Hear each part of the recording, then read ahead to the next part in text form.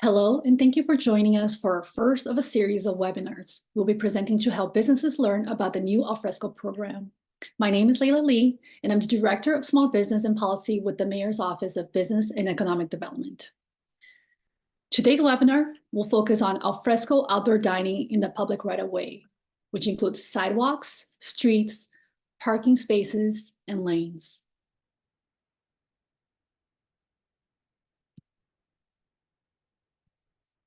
Before we get started, a few notes. This webinar is being provided in Spanish as well. If you need Spanish translation, please click the interpretation button below or on the side and choose Spanish on the drop-down menu. As mentioned, this webinar is solely focused on alfresco on the public right-of-way. Policies applicable to alfresco on private property will not be discussed. Private property regulations and processes will be discussed in the next month's webinar on Wednesday, March 6th at noon. The new alfresco application being presented today is required of all businesses that would like to offer alfresco outdoor dining, including for businesses that have a temporary authorization acquired during the COVID-19 pandemic and local emergency period. Today's webinar will be recorded and posted online at buildla.lacity.org/alfresco. If you have any questions, please feel free to add them at any time to the Q&A chat, which can be found on your Zoom menu. Our presenters will answer these questions at the end of this presentation. You also have the opportunity to raise your hand and ask questions verbally if you prefer. With that, I'll let you go over today's agenda and introduce you to our presenters. First, we have Jacqueline Garcia from the Department of Transportation, who will share the policies and procedures for establishing an alfresco area on the street. She will also later discuss the fees associated with attaining an alfresco permit for both curbside and street. Next, we'll pass it on to Tanad Strategic from the Bureau of Engineering. He will present the policies and regulations governing the establishment of an alfresco area on the city sidewalks. He will also discuss the process of applying for a permit to establish an alfresco area on the public right-of-way, as well as the enforcement procedures for revoking one's permit due to non-compliance. Lastly, we'll also be joined by Justin Billow from the Department of City Planning, who will provide a brief summary of what your business needs to do to acquire an authorization to serve alcohol in an alfresco area. Before I hand it over to our presenters, I'd like to first provide you with a brief overview of the program.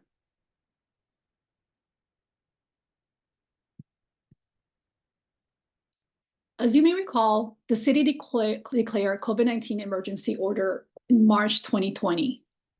Because we were in a local emergency, the city was able to launch the alfresco program without imposing costs, fees, and other regulations that the city would otherwise in normal times. The program started in May of 2020 as a temporary program. In November 2020, City Council voted to extend this program until at least 6 months after the end of the local emergency period. Nearly a year later, the local emergency was still in effect, but it became apparent how impactful the program was to the livelihood of restaurants. So in October 2021, Council directed departments to create a permanent program that could live beyond the local emergency period, which eventually ended on January 31, 2023. At the instruction of the mayor, city departments worked. Can we please go back to the last slide? At the instruction of the mayor, thank you. City departments worked in collaboration with the mayor's office to create a program that would be streamlined and minimize the cost to businesses. Finally, in December of 2023, that vision came to fruition after extensive community feedback. The temporary program will now end on July 31, 2024. Now to the new program. Next slide, please.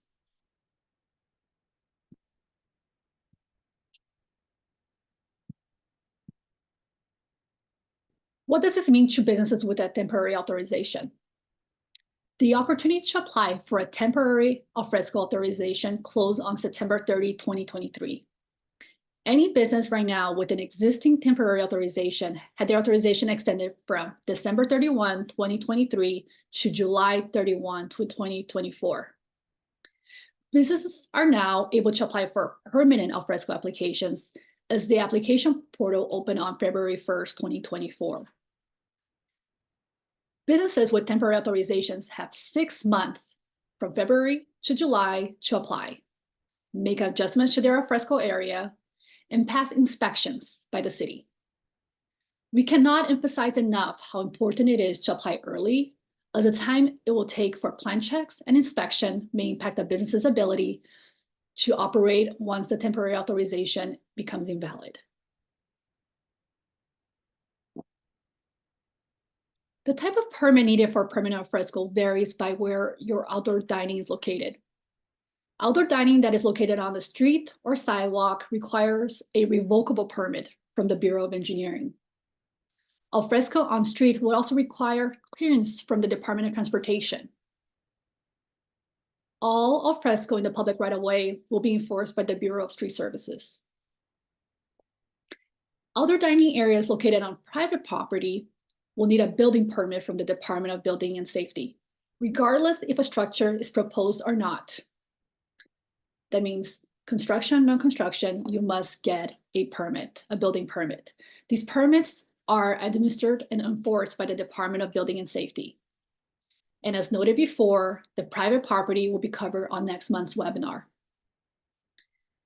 Now, I'd like to pass it on to our first presenter, Jacqueline Garcia from DOT, to discuss alfresco in the public right-of-way. Thank you, Jacqueline. Hi, everyone. So the next several slides will be specific to on-street dining. LADOT will continue to offer 2 types of on-street dining.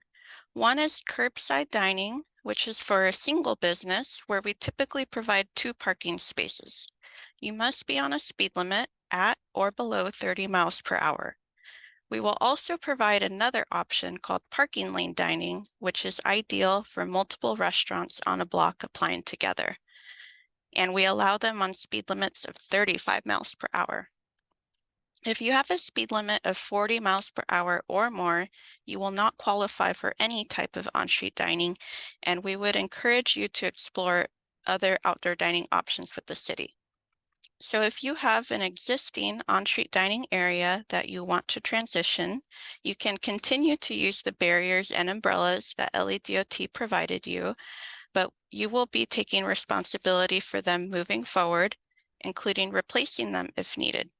LADOT purchased these barriers using one-time federal COVID funds that we no longer have. If you have on-street dining, you should have received an email from us saying that our final rules were available to view. You can find them on our LADOT Alfresco website. We released a draft of these rules in June 2023 and had a 2-month public comment period. Thank you to everyone that submitted public comments during this time. Our policy is organized into 3 sections. First, the approval criteria for how we will determine if you qualify for on-street dining. You can expect very few changes from the temporary program. Second, the design standards on what dining areas must look like. You can expect many changes from the temporary program. I want to emphasize that these standards aren't intended to make your dining areas standardized or uniform. For the most part, a lot of these rules have safety-related reasoning. Lastly, the operational rules that you must agree to and abide by to keep and receive your permit. Many of these rules are the same, but we have added some new rules in. In order to support businesses with temporary authorizations to transition to their permanent permit, we are offering more flexibility with our rules. For the most part, we have broken our rules into 3 categories. Rules that will not apply to you. An example is having a maximum of 2 parking metered spaces. Secondly, rules that must be met before a revocable permit is issued. These all focus on safety, and we need your dining areas to be safe right away. So for example, your barriers and walls must meet our new standards, and you must have a clear line of sight through your dining area. Lastly, there are some rules we're offering more time to meet. These are ones that we think you may require more time to adjust, such as modifying your roof or building a deck. I've received this question many times recently, and if you've ever wondered this yourself, I apologize. We don't want you to worry. If you have a temporary permit, you will qualify for a permanent permit. In rare cases, there may be situations where you either have to shrink your footprint or move your dining area over. Examples could include if you're using loading zones that are impacting other businesses on the block and we can't identify other loading zones we can add. Another example is if you're in front of a neighbor and we've received complaints, or if you're over a maintenance hole, which we may need to free that area up again so utilities can access it. Again, I anticipate these situations will be rare. If you did not participate in the temporary program, this provides an overview of what has changed since then on how we will approve new dining areas moving forward. If you are in front of metered parking, we will now give only up to 2 spaces. If you want to establish dining in front of a neighbor, you will have to provide their written consent. If you want to use white, yellow, or green curbs, you will have to provide support from the majority of the businesses on the block. And you must meet what we call our minimum use requirements, which mean you have to be open the majority of the week and use your dining area as a primary seating area. If you're only open on the weekends, on-street dining may not be the right fit for you, as you would be displacing those parking spaces the other 5 days of the week. We also want to ensure that you're not using the dining areas only as overflow seating for special events, or maybe only during summer and not the rest of the year. This again balances the needs of the community as we are permanently removing those parking spaces. And in those situations, we would encourage you to explore the other outdoor dining options we offer. Unfortunately, I don't have time today to give you a detailed overview on all our design standards, but I'll highlight a few for you today. Again, our design standards are not intended to make your dining areas uniform. Our standards, for the most part, focus on 4 priorities, which are safety, meaning your dining area has sufficient protection, your dining furnishings won't injure people, and they won't impact emergency access. Second, accessibility, meaning your dining area can be accessed by people of all ages and abilities. Third, visibility, meaning your dining area has a clear line of sight through it. This is important because you may be near a driveway or intersection, and drivers need to see other drivers in order to safely turn. Drivers may also need to be able to see pedestrians. And lastly, movability. Your dining area may need to be moved for utility work, construction projects like repaving, or for emergencies. These will be at your expense, so having a dining area that is easier to move or disassemble is ideal. In all cases, you will need to undergo a plan review phase with the city. If you're a brand new applicant that did not participate in the temporary program, this is our opportunity to work with you to figure out what your dining area will look like. If you already have a temporary authorization, our plan review would look at what your dining area already looks like, and we can note any corrections that may be needed. In addition, all businesses will need to undergo an accessibility review, where we will determine if the dining area itself and your seating configurations meet state accessibility standards. You may also have a landscaping review if you want plants in your dining area, and a structural review if you want a dining structure with fixed vertical posts. These last 2 can be avoided based on your design. This is one rule that I wanted to highlight. We will be prohibiting roofs made of solid materials like metal sheeting, wood, or plastic. Many other cities have adopted similar rules because it does present a hazard if it were to fall down. Roofing must be made of a fabric material, and we always encourage freestanding umbrellas because they are much easier to move if required and do not require structural review by the city. This is the last thing I'll call out from our design rules, which is you will now need a deck to your dining area. The deck must be even with the sidewalk. and must have an opening for water drainage against the curb along with a screen to block debris from coming in. This screen does not have to be elaborate. It can be made of a mesh or chicken wire material. Your deck must also meet state code standards on accessibility, and later in this presentation, we'll go over some additional resources we have on this. So next, I'll pass it on to Tat to talk about sidewalk dining. Thank you, Jacqueline. Now I am going to go over the sidewalk dining revocable permit process and requirements. This slide and the next slide will be showing the permit processes for transitioning applicants and new applicants. To begin the online revocable permit application, all applicants must obtain an Angelino account and log into the R-Permit website. For the transitioning applicants, as shown in green, there is an automated transition process in which the R-Permit will be issued automatically after the fee of $149 is paid. In addition to that, the transitioning applicants will be required to comply with the disability access requirements and acknowledge that the permit requirements will be completed within 6 months after receiving the permit. For the new applicants, as shown in blue, the applicants will be required to submit a sketch or plan showing dimensions and provide a copy of the lease agreement. For new applicants will be required to pay the Tier 1 fee of $556 for new sidewalk dining applications. However, if BOE is required to do a field investigation due to discrepancies in the site conditions, the Tier 2 fee of $1,854 will be required.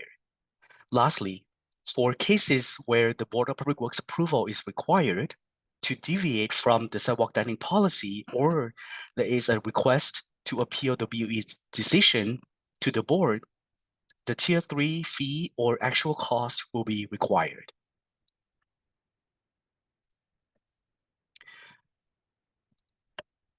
Continuing from the previous slide, for the transitioning applicants, since the permit will be issued automatically, there will be no plan review.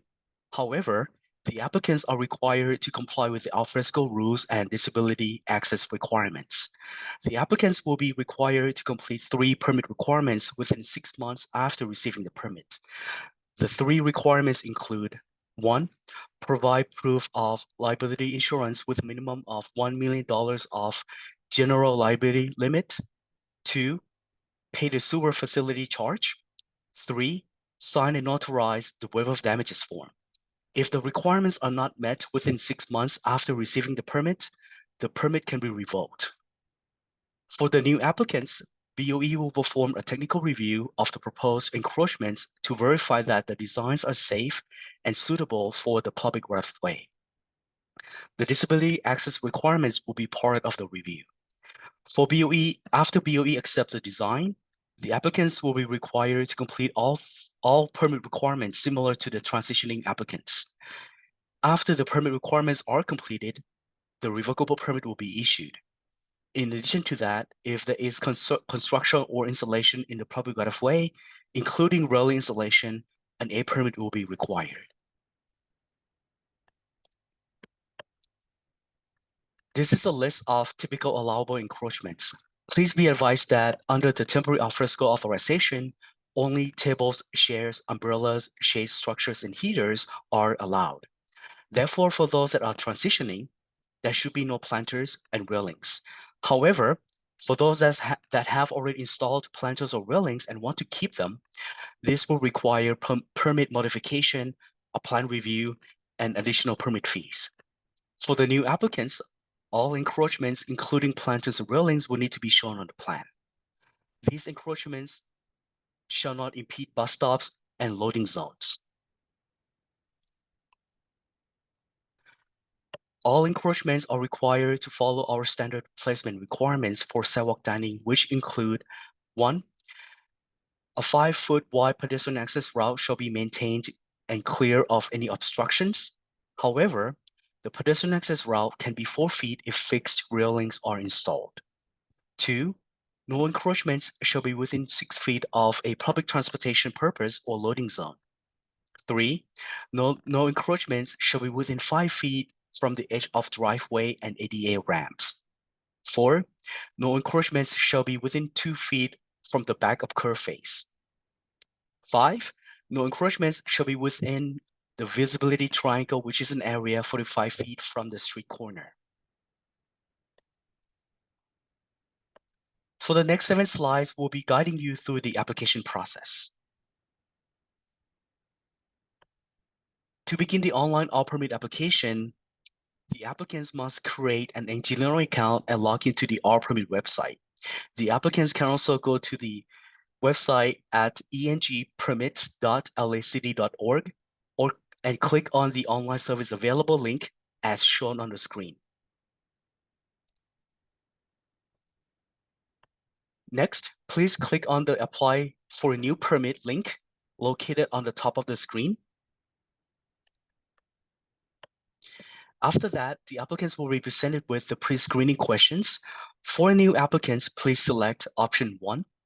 For transitioning applicants, please select option 2.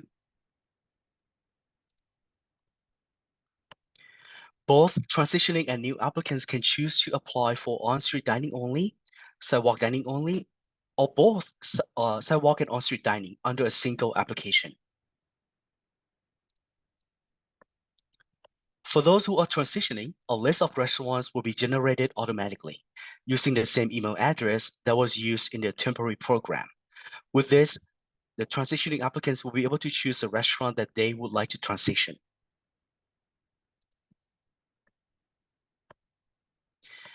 After selecting the restaurant and confirming the applicant information, the transitioning applicants will be presented with instructions and requirements that they need to agree in order to proceed to the appropriate process. For sidewalk dining, applicants will be required to accept the permit requirements and disability access requirements as shown on the left. For on-street dining, the applicants will be informed that their application has been received and submitted to LADOT for review, as shown on the right.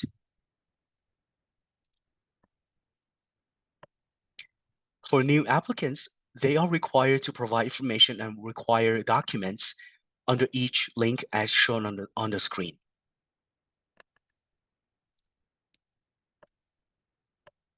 Now, I would like to talk about the enforcement process. The enforcement is managed by the Bureau of Street Services, or BSS. All complaints will first be submitted to 311. After that, will be sent to BSS to begin their investigation and coordination with BOE and LADOT. If a violation is found, a notice of violation will be issued. If the violation remains unresolved, then a citation will be issued by BSS. During this time, the revocable permit can be revoked by BOE.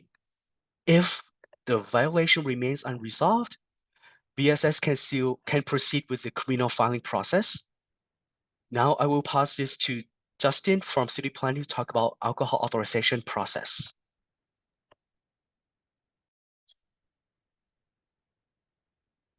Thanks a lot, Tanat. Give me 1 second here.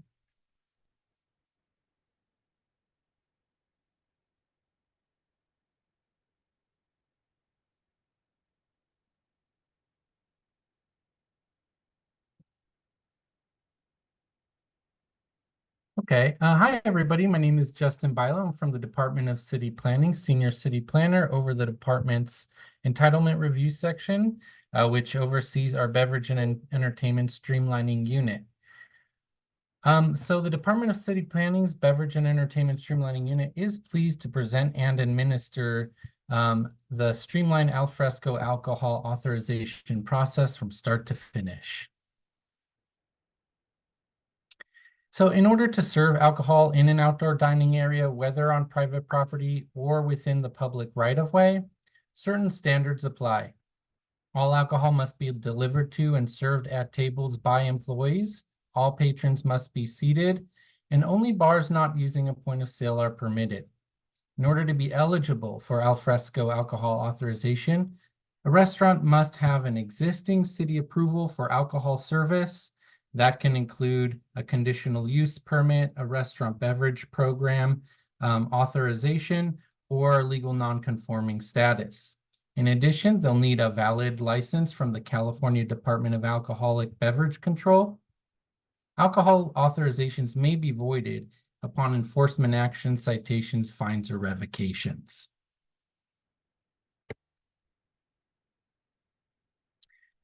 All right, so let's go over the process. Now, Fresco alcohol authorization is granted following verification of relevant approvals, licenses, and plans. It's a very simple process. A request for an alcohol authorization is submitted on the Department of City Planning's online application portal.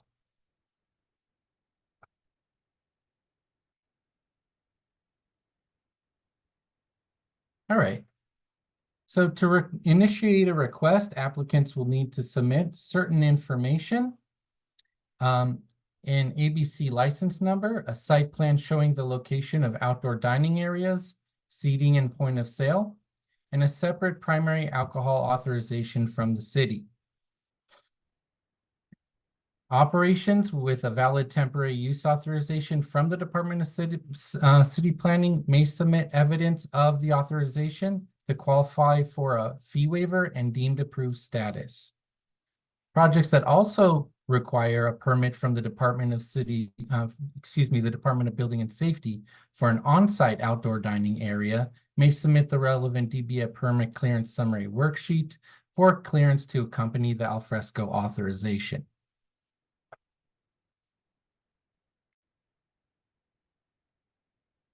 Once the relevant information is submitted, a project description is provided and all relevant parcels of land on the project site are identified in the online application system. City planning staff will create a case number and issue an invoice for a minor clearance fee for operators that do not already have a valid temporary use authorization from LADOT. The current fee amount is $384.99 if it applies, and is adjusted annually. The deadline to obtain the fee waiver is January 31st of 2025.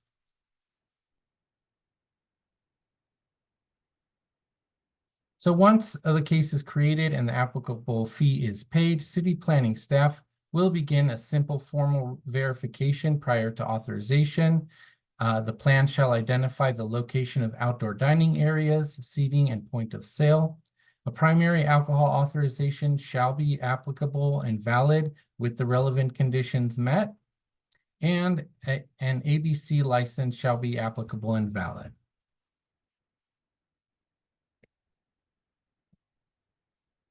Once the formal verification is complete, the authorization will be provided to the applicant in the form of a stamped site plan.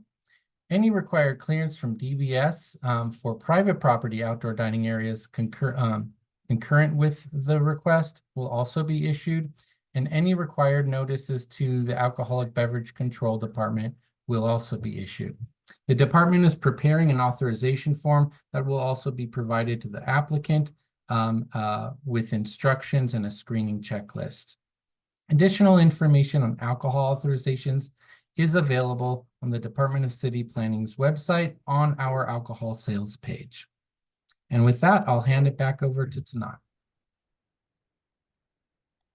Thank you, Justin.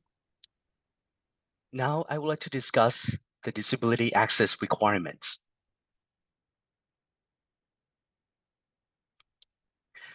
Dining facilities must be accessible. Plans will be reviewed for accessibility prior to permit issuance. The city has created a toolkit to guide businesses in meeting their obligations to provide equal access to customers with disabilities. The toolkit can be found in the link shown on the screen or go to ENG Permit and Manual, again, engpermitmanual.lacity.org, and search for Disabled Access Toolkit. Again, ENG Permit Manual.lacity.org, and search for Disabled Access Toolkit. Now, we will be talking about anticipated fees related to outdoor dining permits in the public right-of-way.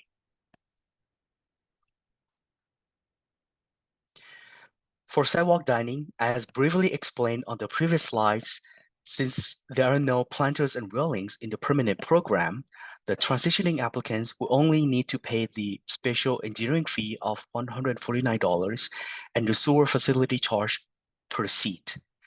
For the new applicants, they will be required to pay the Tier 1 fee of $556 and the sewer facility charge fee per seat.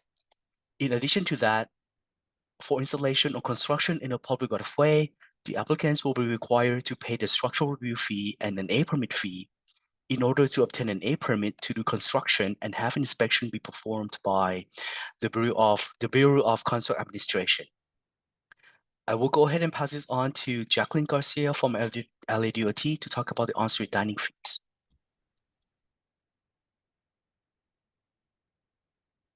Thank you. So similar to sidewalk dining, our fees are collected one time only and you do not need to pay again annually.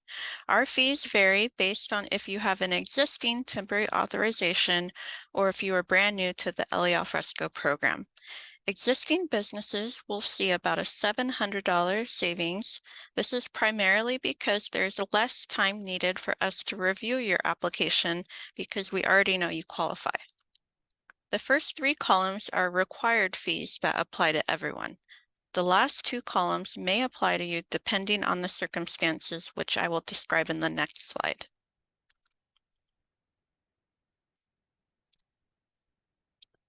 The structural review fee will apply if you already have or wish to install a dining structure that has fixed vertical posts or beams that are used for the purpose of hanging an awning or string lights. You will need to submit a structural plan with calculations so city engineers can ensure your dining area is structurally sound. An A permit fee is required for any construction activity, whether you are doing construction because we are asking you to make modifications to your existing dining area, or construction because you wish to build a brand new dining area. Construction activity is defined as things that include drilling or nailing. A permits require a pre-construction meeting and inspection with the Department of Public Works Bureau of Contract Administration, which you will need to notify them in advance to schedule. I'll provide businesses with additional information about this once you get to that step in your application. While this isn't a fee, I wanted to point out that new businesses will need to purchase and install their own barriers that make up the perimeter of the dining area, similar to the type we used to provide. Next slide. I put this here to recognize that fees only make up a portion of the costs you might incur to create an outdoor dining area, and fees along with furnishings, equipment, barriers, decorations, etc. are all considered by you to determine if outdoor dining is right for you. I want to emphasize that elaborate outdoor dining structures you may have seen from other businesses are not required. If cost is your primary concern, there are some other options that still meet DOT's requirements. The lowest cost option is something like you see on the left, where you have a deck to meet our new deck requirement, but you are still using store-bought umbrellas and barriers. In this case, not only would the construction cost be cheaper, but you wouldn't need to pay a structural review fee. Alternatively, you can construct a dining area like you see in the middle, but without vertical posts and instead use freestanding umbrellas for shade. Similarly, you will not need to pay a structural review fee. If you do have the construction budget and you are willing to pay for that structural review fee, you could do something like what you see on the right. With all of these options, you do want to consider movability. Like I mentioned earlier, a dining area like you see on the left is much easier to disassemble and move if the street is being repaved, and dining areas like you see on the right could be more time-intensive and costly to move or disassemble. And next, I will pass it off to Layla to talk about the fee relief program. Thank you, Jacqueline. So now that we understand how difficult it might be for businesses to adhere to safety requirements and regulations, businesses may or may not need to make alterations to their alfresco area. So to alleviate the burden on all small businesses, Mayor Karen Bass launched a fee relief program to provide partial fee subsidies to help businesses transition from the temporary program. I want to thank DOT, BOE, and EWDD for making this possible. As a result of this collaboration, American Rescue Plan Act funds, ARPA funds, have been allocated towards providing partial fee subsidies to eligible businesses transitioning from temporary authorizations to revocable permits for the public right-of-way.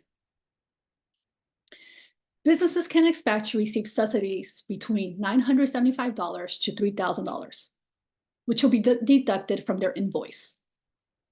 They will be automatically considered after they apply for a revocable permit, and no additional application is required. A bill will be sent to you with any remaining costs not covered under the relief program.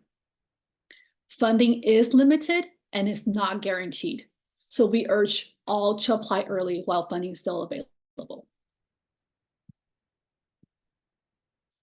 To further assist all transitioning and new applicants, the following resources are now available.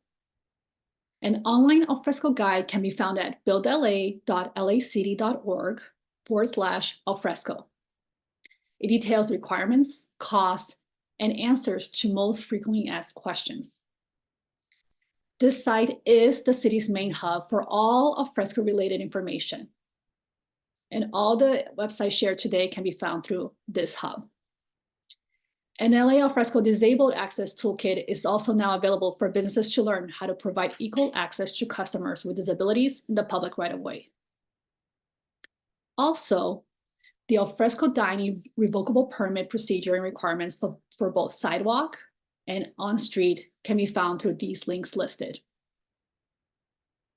They detail design requirements and other information you will need to create or modify your alfresco dining area.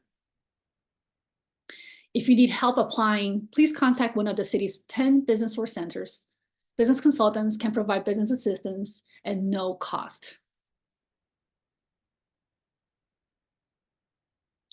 Looking ahead, you can also expect the following. We would like to invite you to join us next month on Wednesday, March 6th for a webinar focused on alfresco on private property. We'll also be hosting another webinar focused on alfresco on the public right-of-way on Wednesday, April 3. Please email us at mayor.business@lacity.org to let us know if there's anything you'd like for us to address or add to this webinar. We appreciate your feedback. We know how difficult it might be to understand some of the design requirements. So to assist you, the city is also working on an alfresco manual to help translate the policies into photos and graphs that are easily understandable. This manual will become available sometime in March. By next year, we also hope to offer standard design plans to save businesses time and money. I want to thank you again for participating in today's webinar. And to assist you, we have listed contacts for you to reach out to with any questions. With that, I'd like to pass it on to Denise Nieder from our team to moderate a live Q&A. Denise? Thank you, Layla. Thank you all again for attending our Alfresco webinar. If you have questions, please write them in the Q&A box and we will be answering them verbally. If you would like to raise your hand, please type your name in the Q&A box so we can get to you in turn. We'll start with the first question. Is there guidance from ABC on if or how curbside dining areas will be permanently licensed for alcohol sales? I think that's a question for city planning. We can support that to an extent, but of course, because this relates to the Department of Alcoholic Beverage Controls, the best information will come from them directly. There is some guidance that we understand that they have already that extends certain licenses under a temporary program that they have to 2026. They also do have some design standards that need to be complied with, and we're working closely with them to understand them better so that we know what kind of flexibility we have at the city level. I do encourage you to reach out to the Department of Alcoholic Beverage Control directly for questions related to their licensing procedures and standards. Thank you, Justin. Our next question is, I just purchased a restaurant that has outdoor dining, sidewalk and street. with an updated temporary permit. Now that I am the new owner, is the permit transferable? I can answer this. For sidewalk,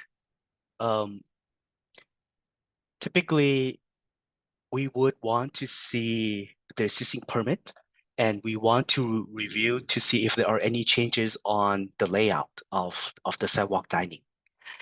If there are no changes in the layout, additional fee, which is just a special engineering fee, might be required to be collected from the new applicant. But if there are changes on the layout, then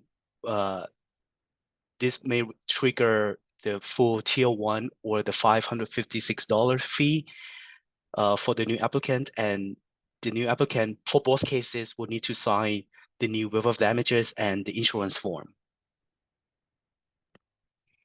Thank you, Tanat. That was helpful. We have an anonymous attendee who asked what the transition process is for existing applicants with both sidewalk and curbside dining. I know we spoke a little bit to this, but Tanat, would you just reiterate a little bit about the application process? Yeah, for both existing or new, for sidewalk and on-street dining, all applicants will need to come to our revocable permit process, in which you can come to our revocable permit website, and all applicants will need to answer the pre-screening questions in order to proceed to the appropriate process. And let me add to that, the website is engpermits.lacity.org, and click under online service available below the revocable permit section.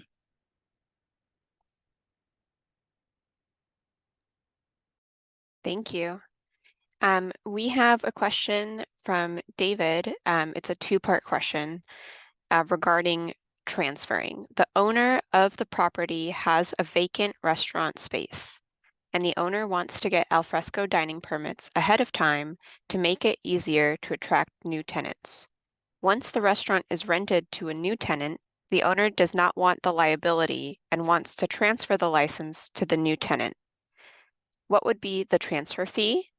The structures and planning will all be paid by the owner. Would the new tenant, once transferred, have to reapply and repay the fees or get another review? Typically, let me answer this. For sidewalk dining, typically, sidewalk dining revocable permits would be issued to currently operating restaurants or businesses, right? Like, as I explained 2 questions ago, if there is no changes, or if there are no changes in the layout, the new applicant will need to pay the special engineering fee of $149, sign and notarize the new waiver of damages form, and give us a new proof of insurance. But if there are changes in the layout, the new applicant will need to provide us a new plan, do the new waiver of damages form, and do the new insurance, and be subject to the tier 1 fee, which is a higher cost of $556. Thank you, Tanat. We have a question if this information will be shared in an easy document to share with businesses. Yes, this information will be shared in various forms. We have the online accessibility for this information. And as Layla mentioned in the later half of the presentation, we're working on publishing an easy step-by-step visual manual in March that we will email out to those who attended our webinars and are in the process of transitioning from a temporary to permanent permit.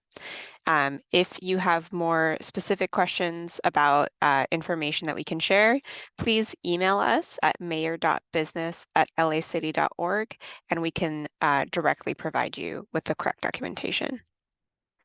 The next question is, if I already have an ODP from Parks and Rec, do I also need an alfresco, or will my current permit be sufficient?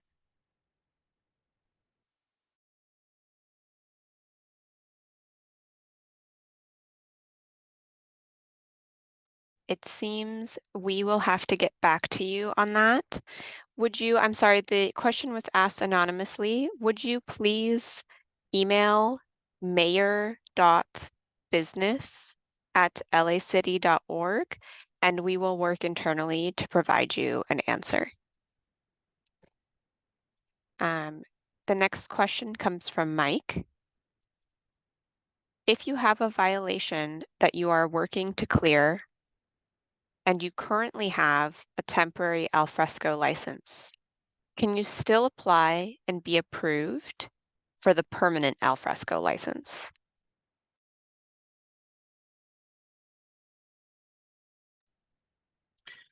I can answer this for the sidewalk dining portion. To clarify, what violation did you have? Typically, if you have a temporary alfresco authorization, then you would not be subject to any violation, right? So it would be great for us to understand or clarify to us what violation you have. In addition to that, let me add to that. If you have the temporary alfresco authorization, which is still valid, you can still apply for the permanent alfresco permit under the revocable permit website. So there should be no gap. If you still have the temporary authorization, it should still be valid all the way to July. And during this time, you should be able to come to us to apply for the permanent program. And to clarify, there should be no violation as long as you meet the temporary authorization rules and as long as you comply with the permanent program requirements and rules. I think if you have questions that are specific to your alfresco, especially in regards to specific violations, it would be helpful to email us or the departments directly with more information so we can give you a more specific answer as well. Jennifer is asking, are there additional fees down the road? I can also answer this for sidewalk dining, and I can pass this on to my colleague for on-street. But for sidewalk dining, there will be no additional fees. Whatever fees that we presented in the slides, those would be the one-time fee. Yes, and the same goes for on-street dining. The fees in which we shared earlier in our presentation are all the fees that would be incurred for on-street dining. And as the mayor's office mentioned, the slides will be available in the future. We have another question regarding ABC. For those of us who already in the temporary program have ABC authority, what exactly is now required?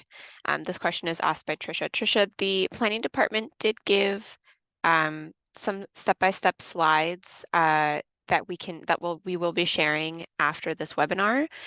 If you have more specific questions beyond the guide for how to transition, please let us know. The next question is from Paige. I'm also confused about the alcohol license. Do I need a separate alfresco alcohol permit? Justin, since we have a few ABC questions now, would you give a short overview of the requirements one more time?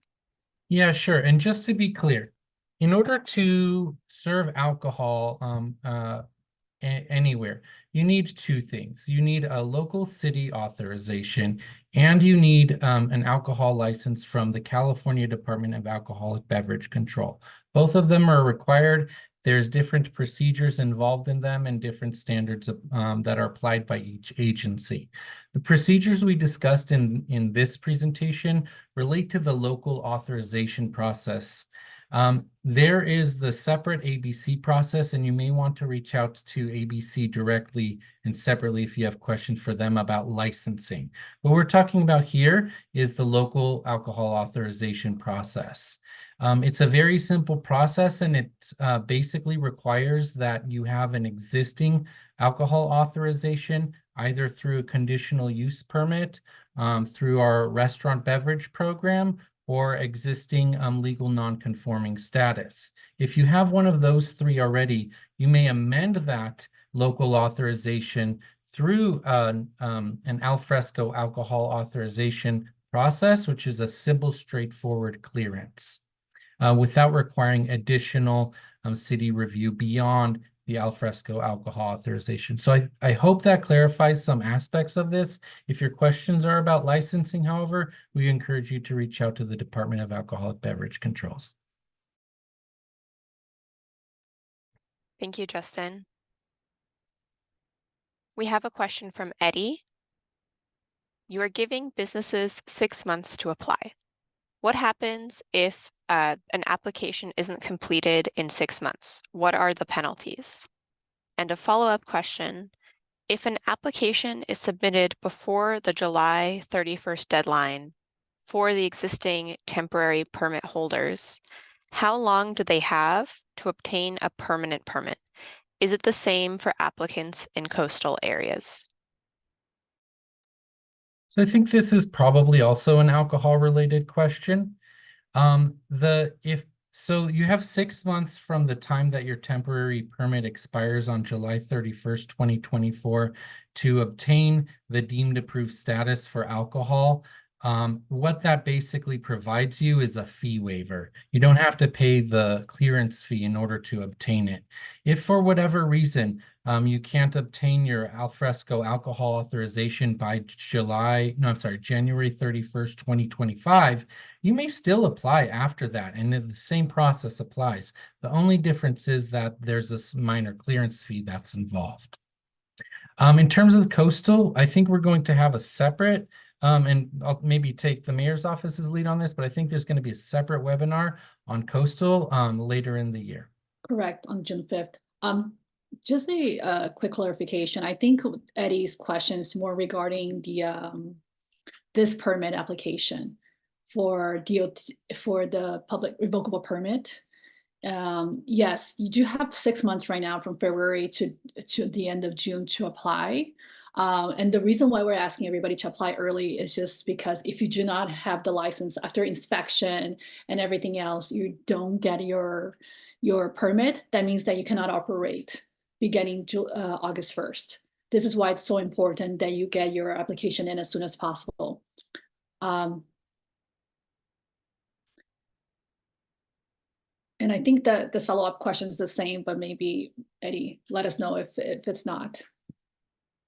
Yes, and like Layla mentioned, we will be doing monthly webinars. This month is on public right-of-way. Next month will be for private property, and they will alternate until the final one in June, which will be about the coastal zone. The following question is the current permit still legitimate until the end of July? Correct. So just a temporary one is the temporary authorization is valid until July, and it does. And we did that to make sure we gave enough time for people to transition to the permanent program. Okay, we have time for a few more. Jeff asks, if barriers are required by ABC, but you are an existing temporary permittee without barriers, can you still apply as existing?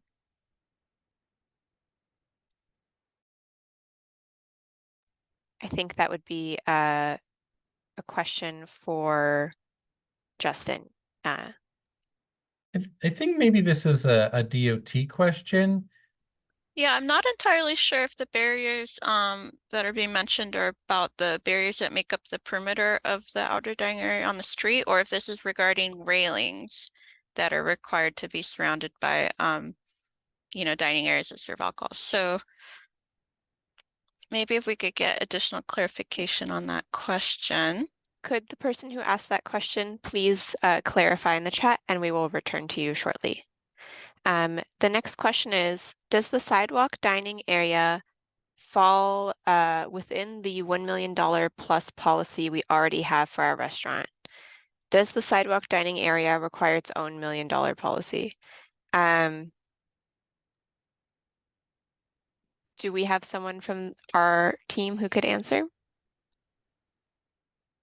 Yeah, it depends on the scope of the insurance. What on the current insurance, what is it covering sidewalk dining?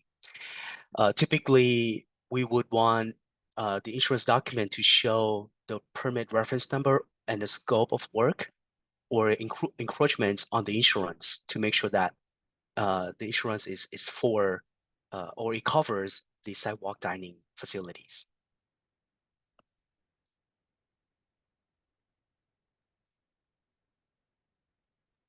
Got it. Thank you, Tanat. The next question is also by Eddie regarding on-street dining. Is there a resource the city, county, or state has that outlines what speed limits are so operators can know where they can qualify for on-street dining? It seems there's several questions, so why don't we take them one at a time? Jacqueline, would you answer that one?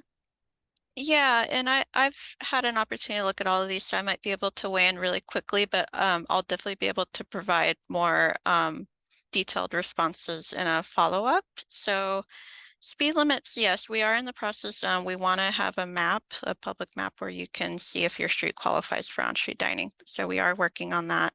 We expect to have it ready in the coming weeks. Design guidelines available to the public. So we do have our LADOT final policy. That's what we're sort of referring to as our design guidelines. At this point, they are not visualized. And as the mayor's office mentioned, they are working on a more visual guidebook, which will be coming in the near future. So our DOT policy is on our website. So that's publicly available right now. For accessibility review, that will be done by BOE and LADOT along with consultants. And do we have a workflow about what the process will look like holistically? At this point, we don't have like an actual workflow document that's publicly shared, at least for on-street dining. It's worth noting that this is a brand new process, a brand new application system, brand new process. So we are sort of learning as we go, and as we sort of get more applications rolling and we get more familiarized with this process, we will be able to outline that process a little bit better, but please bear with us as we're sort of launching a brand new application system, at least for on-street dining. Thank you, Jacqueline. We have time for one more question. I would just like to ask that if we did not get to your question today, please email mayor.business@lacity.org. We will work to get to you as quickly as possible. And any other relevant questions, we are on our, please refer to our contact list. We're going to do our best to make sure that this transition is as smooth as possible for you all. So the final question is from John. Can bike parking be included in the alfresco space? And what are the electrical requirements for lighting and other uses? So at this time, I'm not entirely sure if that's bike parking on the sidewalk or bike parking on the street, because there is both. But at least for on the street, no, bike parking cannot be included in the alfresco dining area on the street. As for electrical requirements, we do have some rules about lighting in our new DOT final policy for on-street dining, which you can find on our website. In regards to actual electrical receptacles, those will still need to get permits from building and safety if they aren't already permitted.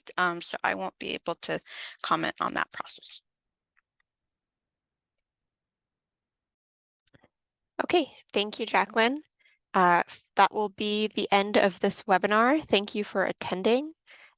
We look forward to receiving more questions from you. And if there's information you would like us to cover in the next public right-of-way webinar in April, please also send us an email at mayor.business@lacity.org so that we can work to refine this information for you.